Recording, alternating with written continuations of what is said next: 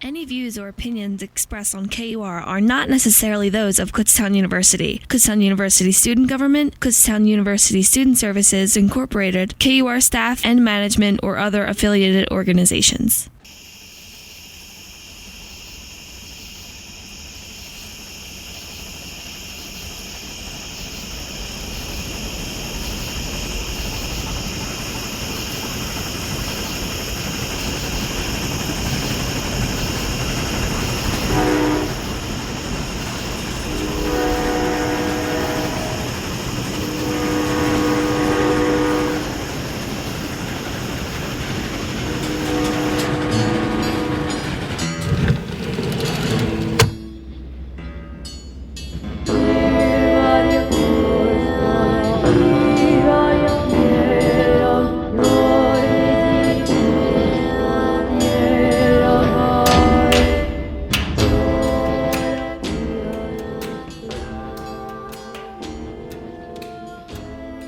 Come one, come all, you are now on board the Paranormal Express.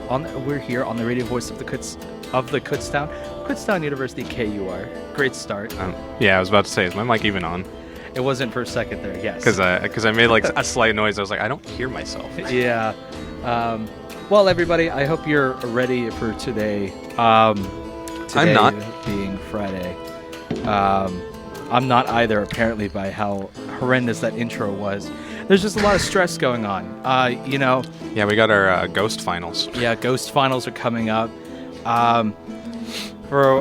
have a little bit of time. While I finished most of mine early, so I'm all right. Yeah, that's true. I don't have many, but the ones I do have are really annoying, so can't get over those. Mine are. Also, coming up, there's going to be some construction on the rails for a little while, so we're going to be off for a while. You're not going to see or hear the Paranormal Express for maybe about a week or two. We'll have to see how long that takes. You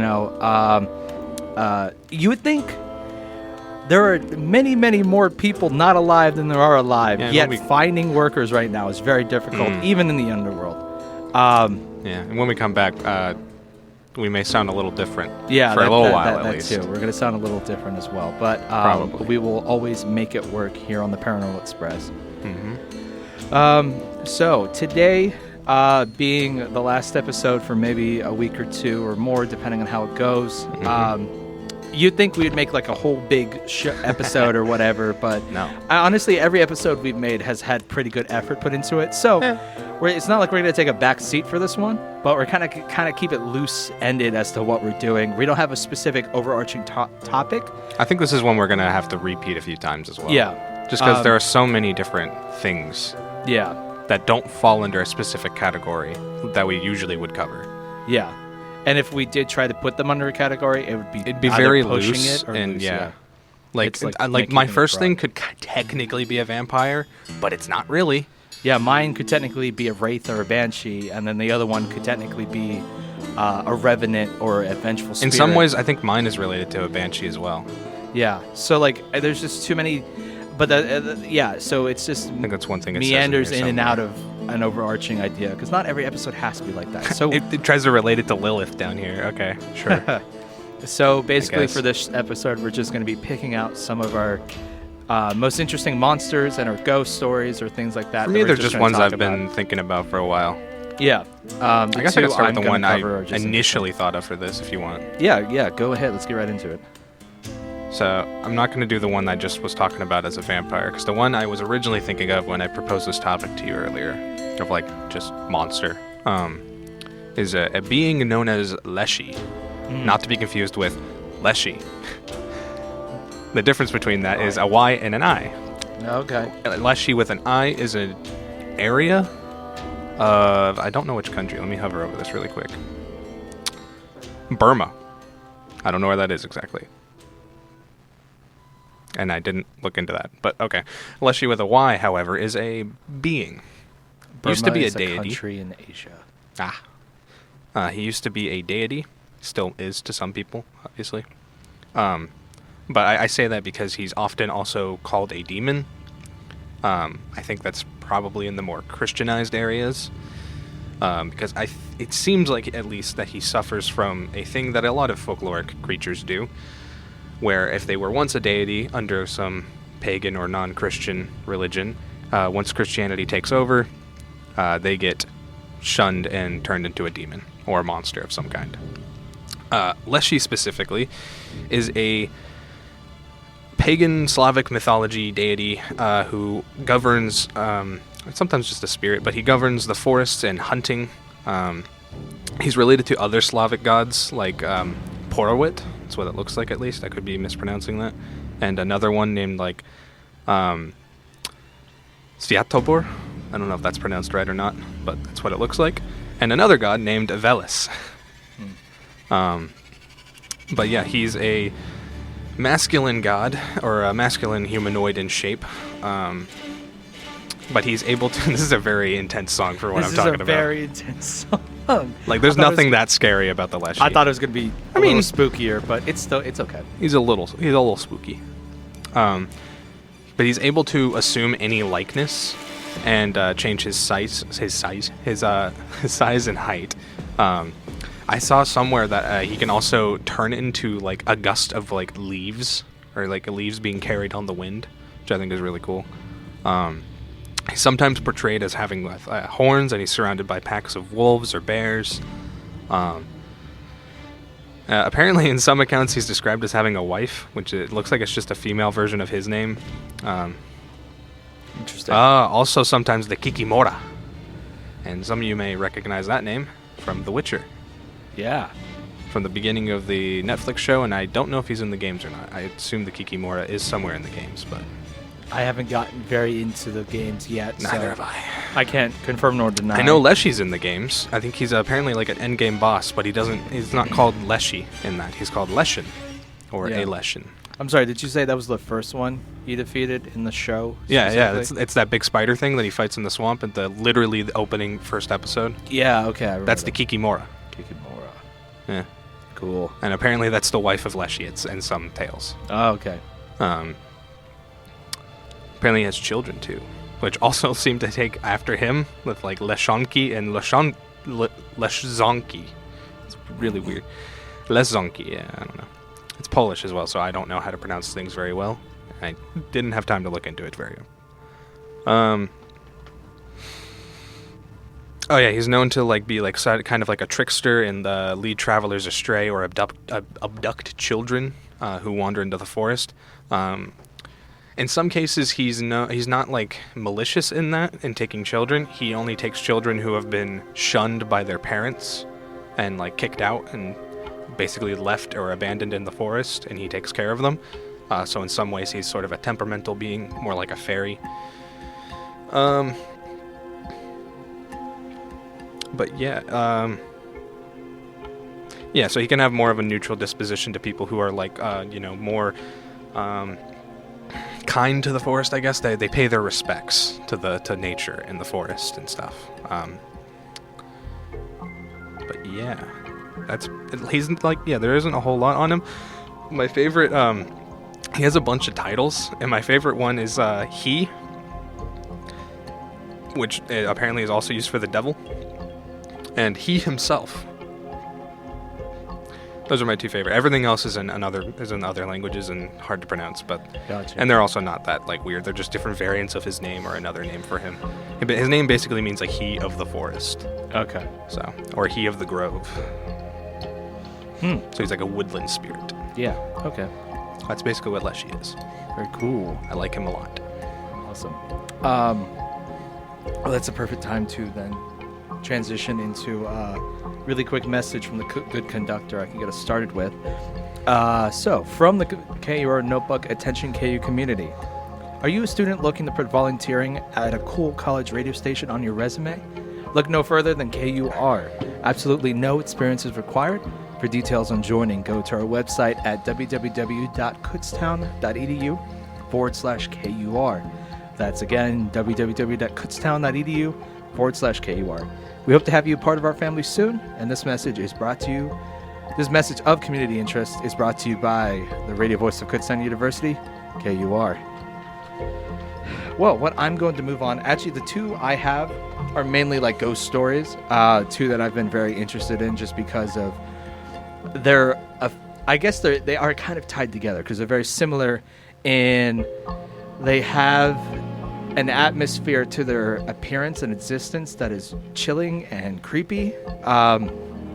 The one I'm going to start with is El Cibon, which is a legendary figure in Venezuelan mythology and ghost folklore, especially in the Los Llanos region, which a really quick right-click Google search will tell me that it is in the most northern part of South America between... Well, I mean, of course, it's in Venezuela. Jeez, I just said that.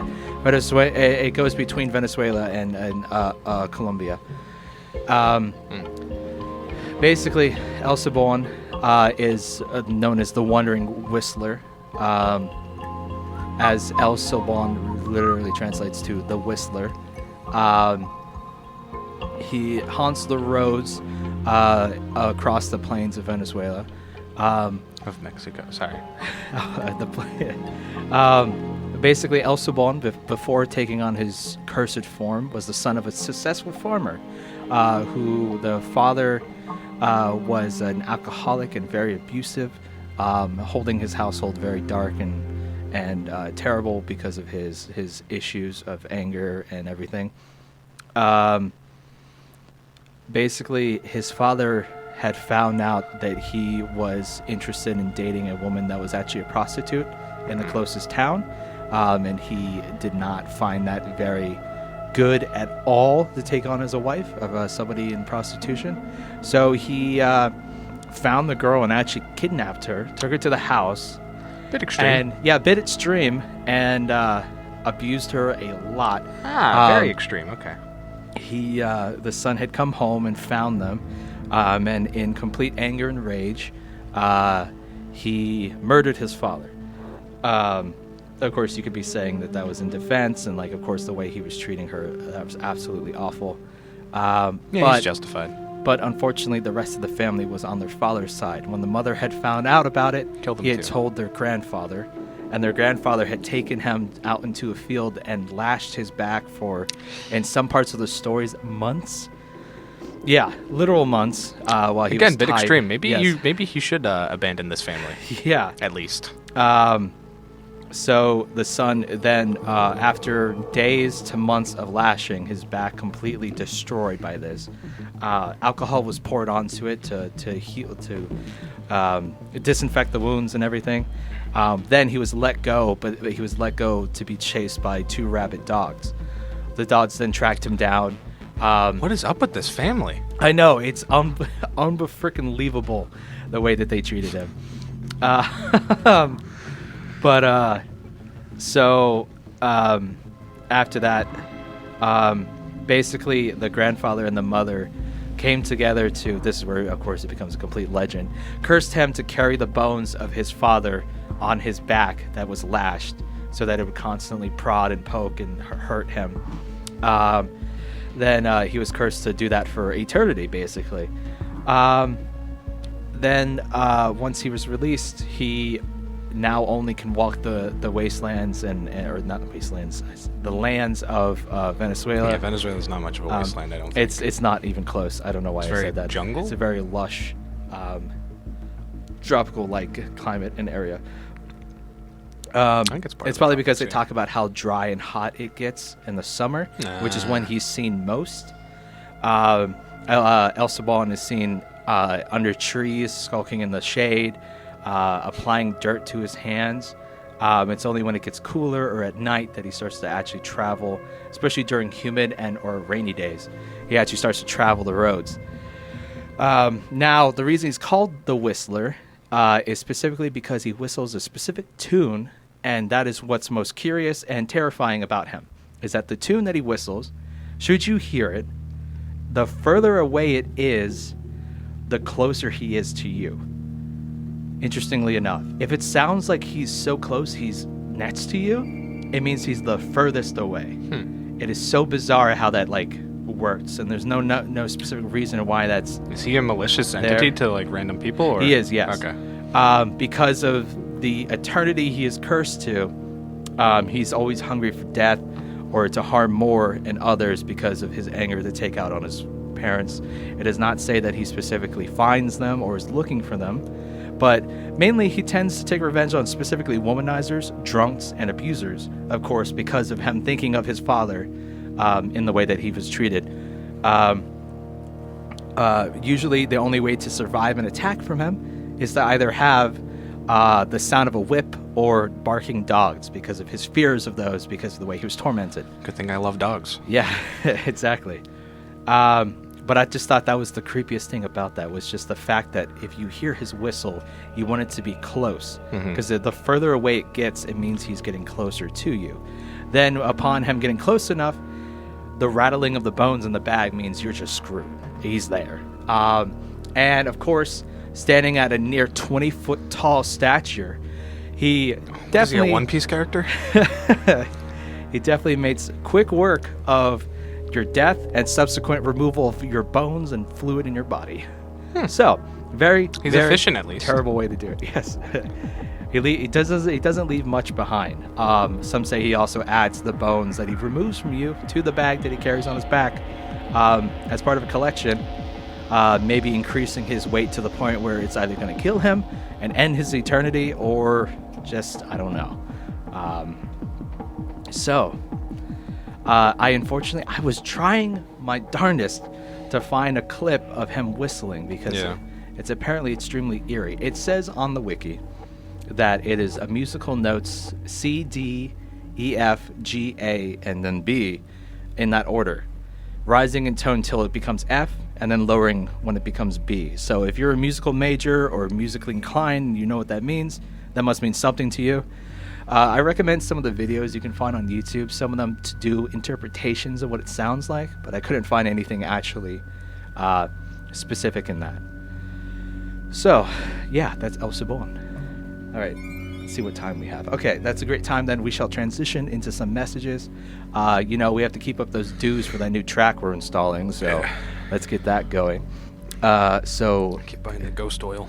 Yeah, all that ghost oil. It's no longer ectoplasm, it's ghost oil. Yeah, I know. It's so... Okay, so the good conductor thought it'd be great to upgrade parts of the train. The great thing about the efficiency you get out of that is that with that upgrade comes the upkeep of those upgrades, and we can no longer use the conductor's ectoplasm for that. So it's getting costly. Anyway, let's start to a few messages, and we'll be right back with you here on the radio voice of Kutztown University, KUR.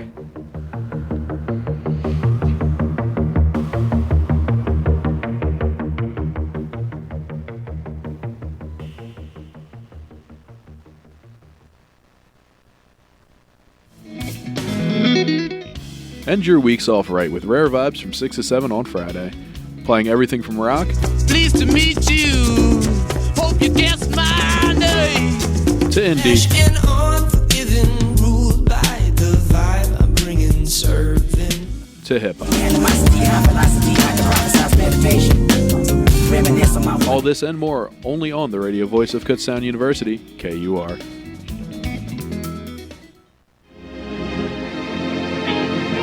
Hashtag Together for PASSHE means partnering for student success. Whether you're a student, faculty staff member, trustee, or a graduate, you can speak to the impact of a state system education. Every month, join the state system in sharing why extraordinary state support is critical for student success and the economic and social vitality of Pennsylvania's communities and the Commonwealth. Learn more at www.passhe.edu/together for PASSHE. Again, that's PASSHE.edu/together, the number 4 PASSHE. This message brought to you by the PA State System of Higher Education and Kutztown University Radio, KUR.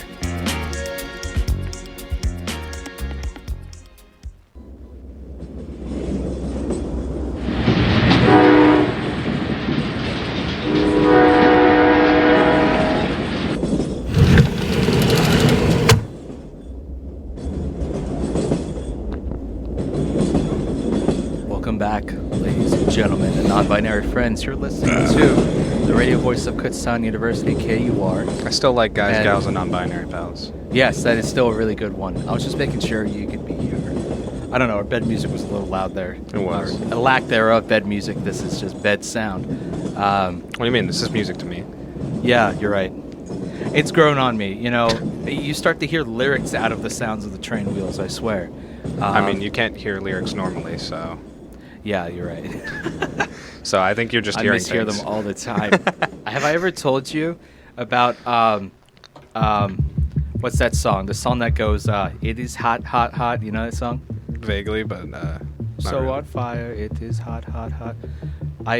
I'm not gonna say it on air, but there was a really embarrassing what I thought I heard out of the beginning of that. I'll have to tell you about later. But this is the Paranormal Express. You're now on board, and today we're doing just a random bag episode of monsters and creatures and ghosts we wanted to talk about. I just talked about El Cibon, and then we're gonna move on to what Jake has for us next. The Strix, The Strix. which also goes into another monster. Sounds like a really cool 80s hair band. It's close to Styx. Yeah, you know what? It is close.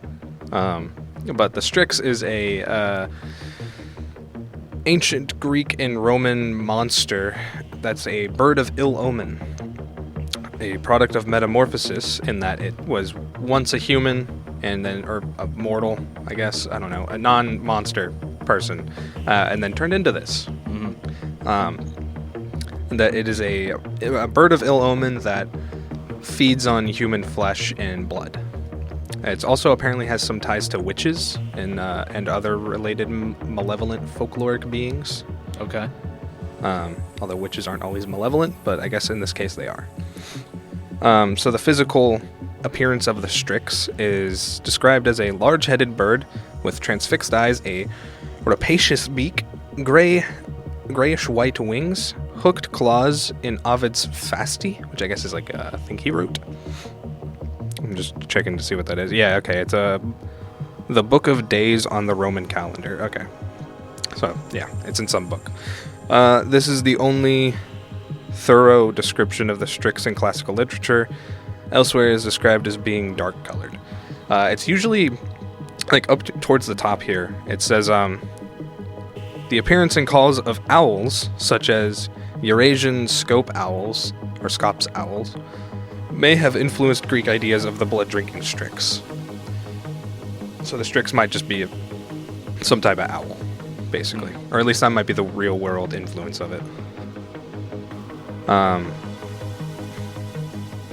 Which is interesting because if they did think of it as like some type of owl, they probably didn't think of it as an owl because, I mean, the owl is a symbol of Athena. And Athena is one of their, like, major gods. Yeah. Even in Roman mythology, even though she kind of gets nerfed in Roman mythology. Nerf this. All right. Okay. So the behavior of the Strix is it was a nocturnally crying creature. And apparently it positioned its feet upwards and head below, so it's kind of like a bat in that way. Gross. Okay. I just think of bats, hanging upside down. Yeah. According to pre-300 BC Greek origin myth, it is meant to be an owl, but is highly suggestive of a bat and hangs upside down, as I just said. Oh yeah, I did find Pliny's description of it, but it's dismissed as nonsense because it seems like he's clashing like three different things together in his description of the Strix, and I can't remember what his description was, but yeah. It says, in later folklore was a bird which squirted milk upon the lips of human infants. Which is very weird. Okay. Very strange. Right. But, but Pliny the Elder's description is dismissed as nonsense, and remarked it was impossible to establish what bird was meant by this. So, because it's a vague term that is just kind of nondescript, it seems, to some extent, though most people agree it's like an owl, basically.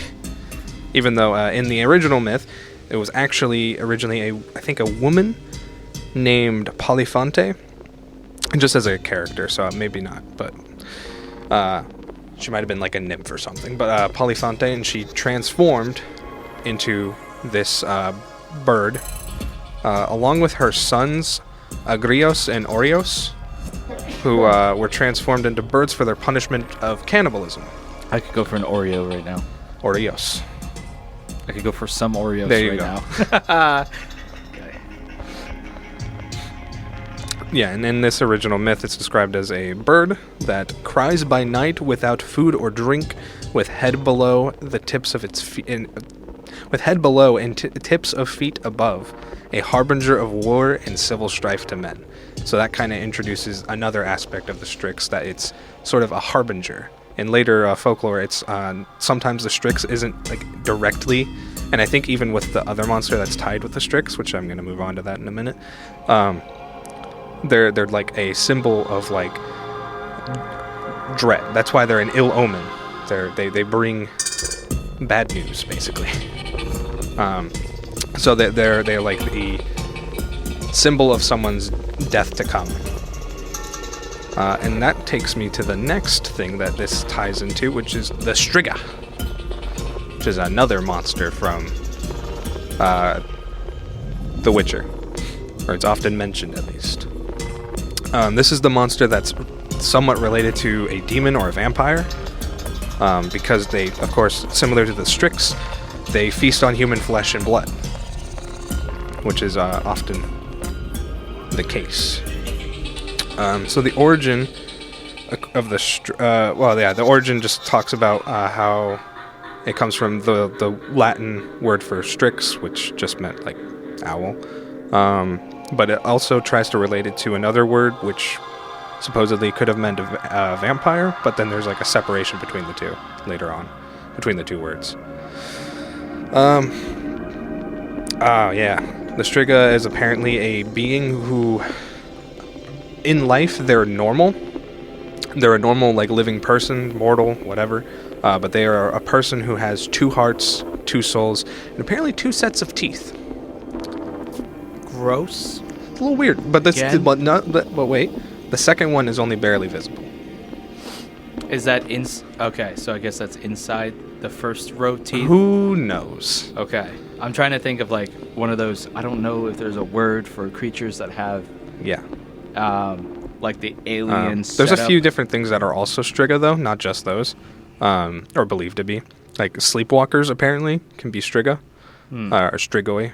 Not Strigoi, that's something different. They're also vampires, though. But a newborn child with already developed teeth is believed to be one. Yeah, okay, so when they're identified, they're usually chased away from human-dwelling places. During epidemics, apparently they were burned alive, and they were... and those who managed to get out, and, like, they're also... This is how they become, like, undead. They're buried alive. I think I said burned. I meant buried. But some of them managed to crawl out of their graves, but they're often weak, ill, with mutilated hands.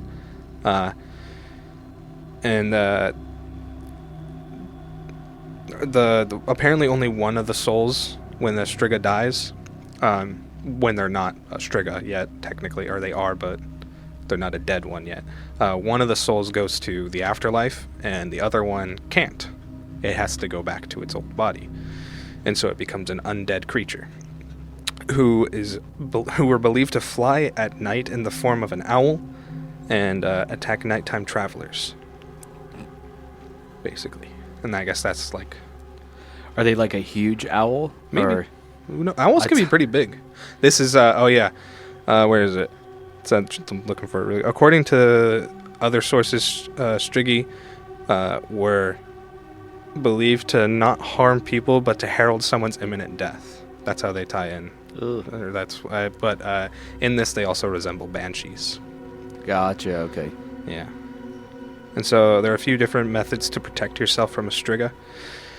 Burning the body, hammering nails or stakes into various parts of the body. So there are some parts here where you're going to see are like, overlaps of like common vampire myth, I think, and other just basic monster stuff. Like burning is a common thing. Putting flint into its mouth after exhumation.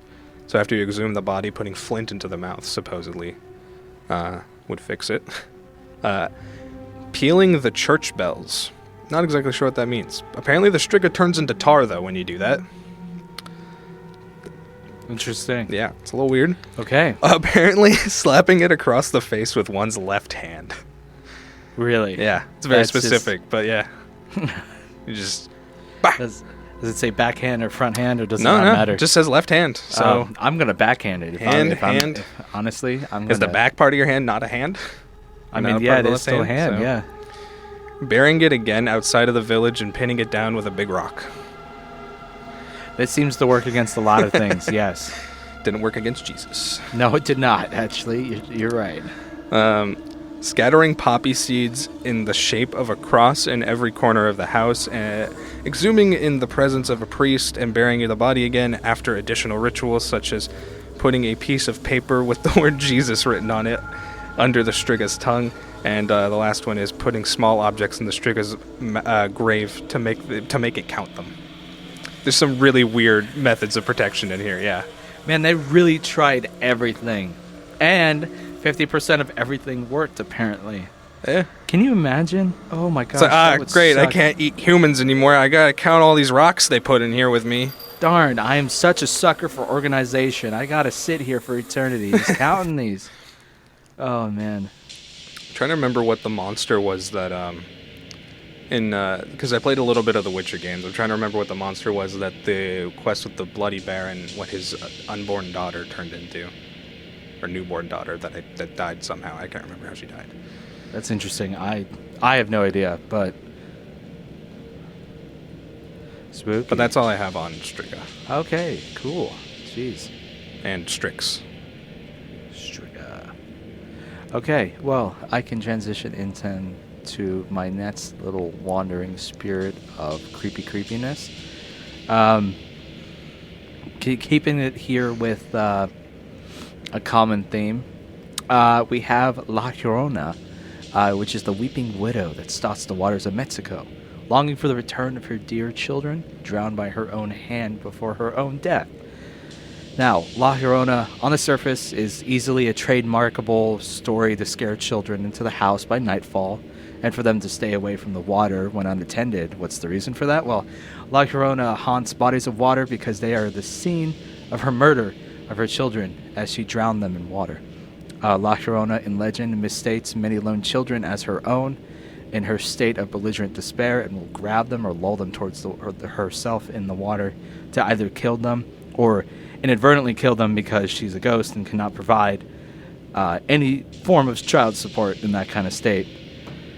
Now, where the conception of La Llorona comes, well, the legend could be derived from European mythology brought by the Spanish in the 14th century, specifically Medusa. No, it's not Medusa, it's Medea. Jeez, I can't believe I misspelled that. Medea, which is the most notable as her story relates very similarly, as Medea herself also killed her children to get back at her husband that had left with no care for them. Which is similar to a lot of stories where La Llorona was one that had a husband that had left her with her children, and to get him to come back, she had done something very similar. But you know who her husband it was, right? He's like one of the most famous Greek heroes. Medea? Yeah. Uh-oh. He has a normal name. I'll give you a hint. He has the most normal name of every popular Greek hero. If you want to guess, I can just tell you too. Just tell me, please. Jason. I'm already embarrassed. Okay. Jason in the Argon. Jason married her. Oh, very lovely. Okay, yeah. As you can tell, I didn't delve much into the research for that. So No, that's fine. It was just like a little thing that yeah. popped up in your... Another more interesting and more historically notable figure that is derived from is La Malinche, which is the biggest historical figure if you're comparing them that this legend could derive from. Basically, she was a native to Mexico, but became a translator and diplomat that served the Spanish conquistadors led by Hernan Cortez himself, who eventually took her as his mistress, to which she bore a son. However, the son was taken to Spain away from her to receive an education. She came to be known by many indigenous peoples of Mexico as a traitor, as how she did assist Spanish in the near domination of Mexico.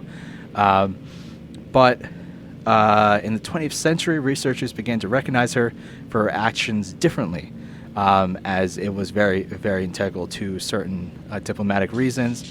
Not all indigenous peoples were completely riddled by the Spanish, but so they actually started to correlate her with more of a symbol of resistance to patriarchy, in the way that she was a very powerful asset, and at being a woman at that time. Yeah, Medea is often a symbol of like feminist and empowering women and stuff. Which is probably but why her story is so tragic. Yeah, which is probably why they bring that more into it than Yeah. they do La Malinche. But which actually in the 20th century is when La Llorona became more popular, and herself became that symbol of resistance to patriarchy because of the actions very similar to Medea's.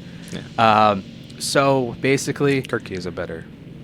I jumped into that way too fast. Basically, modern day, the legend of La Llorona, while she is searching for her children that she killed out of her rage and anger, she is mainly seen as a the classical white-dressed woman, Did you watch the female movie? ghost apparition. I have not, no. The La Llorona. Yeah, This I remember- summer. I remember all those trailers, La Llorona. Yeah. At least he pronounced it fairly. Yeah, he did. At least as far as I know, fairly correctly, which is Seems like it. interesting. Also, I found out about what the Bloody Baron's daughter turned into. What was it? She basically was a miscarriage, and so she turned into a botchling. Which I don't know if it's a real thing. That's just what she turned in that. But if you spare her, and when she's a monster, she turns into a lubberkin, and she helps Interesting. you on your quest. Interesting. Okay. The lubberkin's like a glowing baby thing. It looks weird. But basically, the most notable thing about La Llorona is the wails that she is always releasing into the night as she haunts those waterways and shore Is it lines. belugas? Blue? Killer? Well, actually, killers are more like dolphins. I mean, as the name itself, La Llorona, translates to Okay, roughly hold on. as American Spanish, it's the weeping woman or the wailer. So basically, because she's a constant state of mourning the death of her children, regardless of if they were herself, infanticide, Infanticide, yeah. which is one of the worst words to ever exist, because that's the thing. So it's interesting that, There's a lot of isides yeah, that are pretty bad. Some of them are, They're Um, passable in given circumstances, at least in terms of folklore. of course, also, oh God, this name's gonna be so hard to pronounce, but they have it here. In Aztec mythology, she's also kind of related to Aztecs words are. Ooh. Siwa Ko. Oh my goodness, Yeah. what is that? I'll come around and try to look at it and see if I can figure it out. It's Siwa Kotal. Kotal. Oh. Yeah, they have it there. Chihuahuato. like Yeah, okay, Chihuahuato. Which is basically was one of a number of motherhood and fertility goddesses, of Sorry. course, to be directly related to children. Yeah, one of Like the. that. Oh, sorry. No, what? I was just gonna say one of the major gods of the Aztecs is Quetzalcoatl. So Yeah. that's how I know it's Coatl. That ending. Which it says that she actually assisted Quetzalcoatl. It's my favorite god. I love him. Actually, no, it's creating not. the current race of humanity. My favorite is I don't know how to pronounce it. It's spelled like Xipetotec. It's I just usually say Zippy Totec or the flayed one. I think X's are like CH noises or Chippy something. Totec. Shit, yeah. I don't know. Just because I just like him because he's the flayed one, but he's a god of household chores. This is the most blatantly I was a white stupid American in a past life. This is the most stupid I mean, the current life too. you know. current life as well. But yeah, as a ghost, this is my favorite tortilla chips are the ones. Oh yeah. And they start with an X, and they always say on the bag how to pronounce it, and it Really? starts Ah. with chi. It would depend on what culture that came from, though, Yeah. because there's a few different ones, and they have different languages. I think. I could be wrong though. They might be similar enough. This is a very intense song. This is a very to intense talk song for about me. language. Yeah. I mean, I like etymology. Yeah, no, of course. Of course. Most of my next topic is all about etymology. And apparently, you can see a lot of La Llorona appear in many different other stories and myths. I mean, even when I had spoken about earlier, La Sobon, or El Sobon. Yeah, he's not a woman. In Venezuela, in the region of Llanos, La Llorona has also been seen in that one as well. And they've shared many very similar qualities, being the subject of a criminally abusive event or terrible event that makes them a wandering person that is of harm to other people. Yeah. With what I said before, significant atmospheric qualities like her weeping and wailing and his whistling. Very interesting stuff. I've seen actual videos and people talking about actual run-ins and appearances of La Llorona where they would see women wandering their streets or their neighborhoods wailing and weeping like that. Which may not be too uncommon in some places, but the fact that it's always a woman wearing some old white dress, nightgown, or some kind. Wasn't there a is thing always in like really ancient Egypt where like at funeral processions they would have like women that they paid to like mourn? I'm not 100% sure, but I wouldn't put that past any kind of civilization trying to do that. Which sounds like a nice service if it's out of respect to somebody that wasn't very popular. But especially, I mean, if you think about the Egyptian culture and how important it was to be remembered in the afterlife. Well, that's just because most of our understanding of the Egyptian culture comes from their tombs. Yeah. Okay. We don't really know professional mourning. Yeah, so it is a thing, but it's not just Egypt, I guess. Professional mourning. Yeah. That reminds me of a thing I heard of before I think they're called the sin eaters. So they would eat your sin after you died so you could go to heaven. And they Interesting. Yeah, they're weird. They're not an ancient thing, though. That happened in America, I'm pretty sure. Okay, gotcha. Why are they in Final Fantasy? I have no idea. That's about what I have. I think it's about a good time to return to a few messages that we'll be right back with you guys with. Here on the radio voice of Kutztown University, KUR. You're still on board the Paranormal Express, and we'll be right back with you.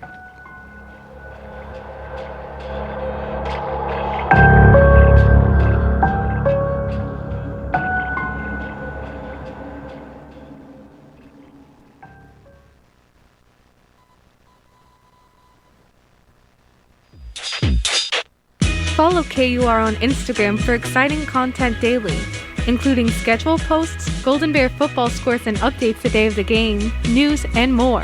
You can find us on Instagram by searching @KUR1670. That's @KUR1670. The radio voice of Kutztown University, KUR.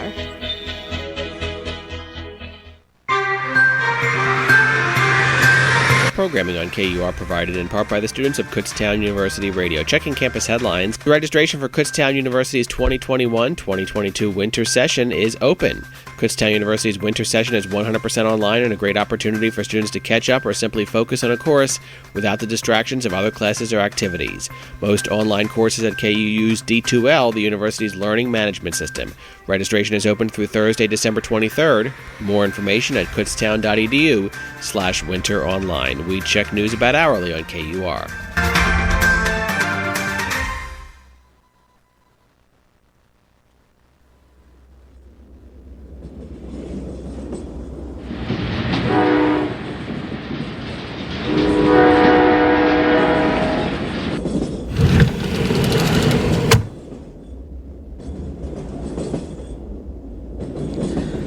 Good evening again, guys, gals, and non-binary pals. Hey, I did it. Yes, you are. I'm so sorry. Rude. You're now back on board the Paranormal Express here on the radio voice of Kutztown University, KUR. Sorry to bring it up again, but I found out something else about sin eaters. Yeah. They put Jesus on here because he's the archetypal sin eater, apparently, in Christian mythology. I mean, of course. Which makes sense, he I guess. is the original. Well, not mythology. That's a bad way to talk destroyer about a of living sin. religion. Yeah, it's his universal archetype of sin eaters. As Jesus. Of course. He's like the quintessential Yet person. somehow, for some reason, the Welsh needed other sin eaters. Anyway. So, you're joining us here on one of the first episodes in a while that really doesn't have any direction. Not that it's without direction, it's without a overlying theme. We don't have a director. No, we don't. We have the good conductor, but he doesn't really affect the way our show He runs. can't even speak. Yeah, He you're just right. yells and grunts. and goes, And vomits ectoplasm on us. yes. Usually, I mean, you'd be surprised what a ghost can read out of ectoplasm. It leaves a lot behind. To talk They say about dead men tell no tales, but they tell many. Yeah, they do. They do. Especially they, that they guy. don't tell many tales to the more living, but to the dead a lot. No, if they can get the body. Yeah, that's true. So, I had just finished up speaking about La Llorona, and we're going to move on to what Jake has now. No. Okay. I'm kidding. I'm going to make something up then. No, I'm just kidding. I wanted to talk about goblins because they're weird and there wasn't actually that much information on them, so this is going to be kind of short. But just because there's a lot of like specific creatures that are like, this is a specific goblin from Scotland or from this area in Scotland or this area in Germany. I don't know. Usually, if it's from Germany, though, it's a kobold. Gotcha. Okay. Because kobolds are German. But a goblin, in general at least, is a monstrous creature that appears in European folklore, usually coming around in the Middle Ages. They are ascribed various conflicting abilities, because, you know,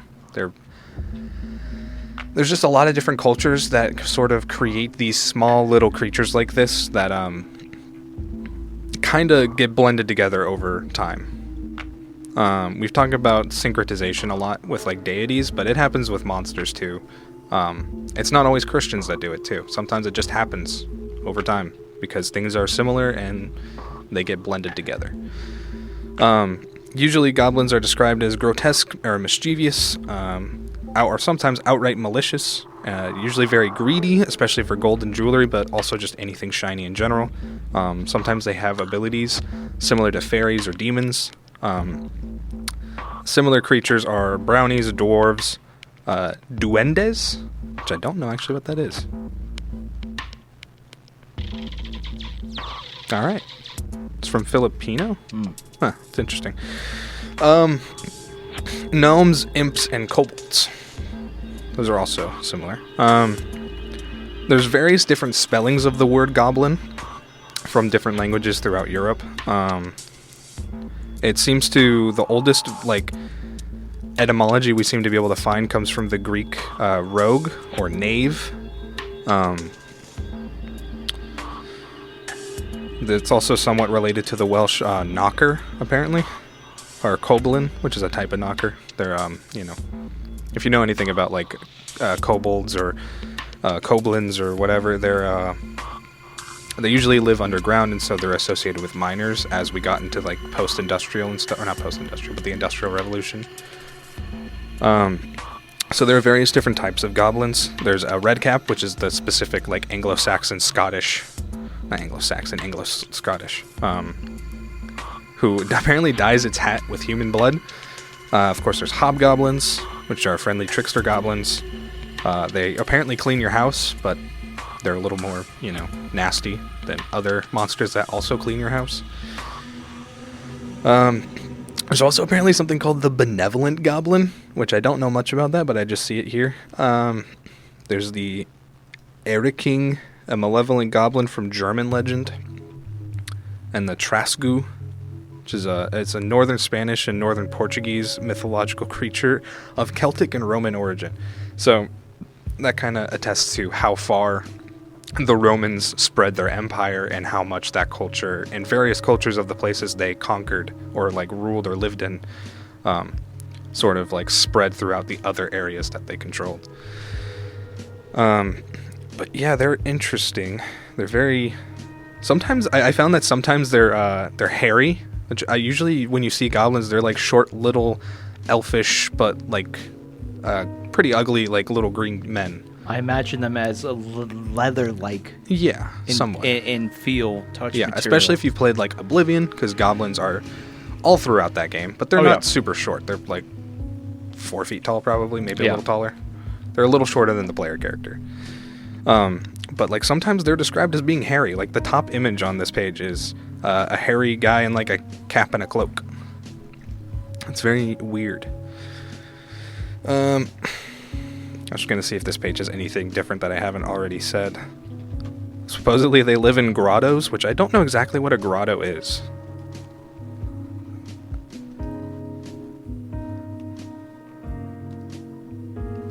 Apparently, that's a town in Virginia. That's where all goblins come from, Virginia. That's not true. Don't listen to me on that. They attach themselves to households, apparently, which I thought only hobgoblins really did that, but that's interesting. Apparently they bang on your pots and pans, though, and they snatch your night clothes off of your body while you're sleeping. Which takes that takes some dexterous hands to be able to do that. They do general mischief, like moving your furniture around at night, and they'll flee after rapping on doors and walls. I kind of wonder if this is just a supernatural explanation for, like, like house setting sounds and stuff like that. Like your house will like move, kinda. Mm-hmm.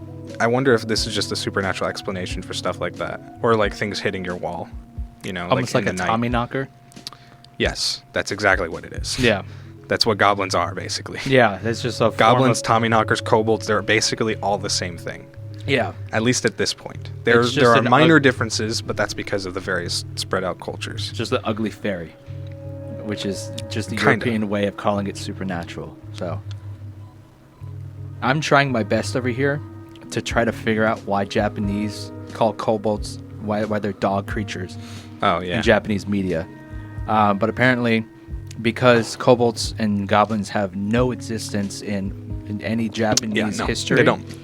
It's mostly taken from Dungeons and Dragons, so it's not very old nor myth or lore filled. For them, yeah, probably But not. in Dungeons and Dragons, very original Dungeons and Dragons, we're talking like the 60s. Yeah. They apparently had dog-like versions in the earlier versions, resulting in many Japanese media depictions doing the same because that was their only. Right. That was it's their similar only, to yeah. It's similar to how some people will call like Akira Toriyama, the artist for like Dragon Ball and Dragon Ball Z. Some people will be upset with him and call him racist for some of his depictions of like black people. Yeah. Even though he's not like the characters, and I've seen people like argue this who are themselves black and are big fans because that has a huge like black fan base. Yeah. Dragon Ball. But some of his like more black characters, especially in Dragon Ball, look pretty racist. But the argument there for in defense of him is that like, well, he's Japanese from this very isolated area in Japan. He probably didn't see much depiction of black people apart from stuff like that. So he didn't understand or know. Yeah. And that was their basically argument, especially because the characters that they were talking about weren't like depicted as being like bad or some of them were antagonists, but they weren't depicted as being stupid like the caricatures that come from America. Yeah. Were. From my very vague and narrow-minded understanding of Japanese culture, pre the post of World War II, they didn't seem to take many import of culture or influence from other countries as much.